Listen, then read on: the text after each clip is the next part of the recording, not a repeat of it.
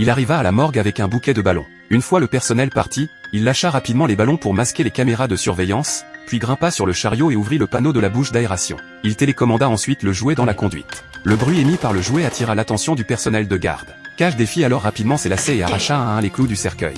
Bientôt, tous les clous furent retirés, puis il ouvrit le cercueil. Il prit alors la télécommande pour faire avancer le jouet, mais celle-ci tomba en panne à ce moment-là. N'ayant pas d'autre choix, il saisit le crucifix sur la poitrine de sa mère, se glissa dans la conduite et récupéra le jouet. Puis il tira de toutes ses forces le corps depuis la conduite jusqu'à la morgue. À ce moment-là, le thanatopracteur était en route. Cage plaça le corps dans le cercueil, referma le couvercle et enfonça les clous avec sa chaussure. Il venait à peine de terminer cette tâche difficile que Cage n'avait pas encore eu le temps de souffler, une sonnerie de téléphone retentit depuis l'intérieur du cercueil. Cage resta figé sur place. Il était trop tard pour le récupérer. Heureusement, quand le thanatopracteur entra, la sonnerie venait juste de se terminer. Cage poussa un soupir de soulagement. Alors que Cage s'apprêtait à partir, le thanatopracteur l'interpella soudain. Il s'avéra que Cage avait oublié ses ballons. Cage récupéra les ballons d'une main tremblante, puis sortit du funérarium.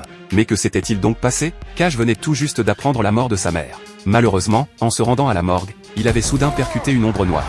En descendant de voiture, il découvrit qu'il avait tué un homme. Cage était un policier réputé dans la région. Si cette affaire était découverte, sa carrière serait ruinée. Il se dépêcha donc de traîner le corps dans le coffre, puis s'enfuir rapidement des lieux de l'accident. Alors que Cage réfléchissait à la façon de se débarrasser du corps, la bouche d'aération de la morgue attira son attention. Cage eut soudain une excellente idée, d'où la scène d'ouverture. Le lendemain, il enterra le cercueil de sa mère en terre. Mais il restait encore un problème important, l'impact avait brisé le pare-brise, ce qui pouvait facilement être découvert par la police. À ce moment, Cage regarda la voiture devant lui, appuya à fond sur l'accélérateur et la percuta. Ainsi, Cage réussit à remplacer son pare-brise sans problème.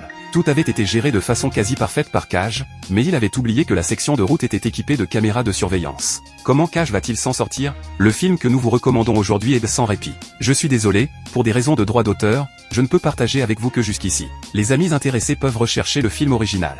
Merci de votre attention, à la prochaine fois.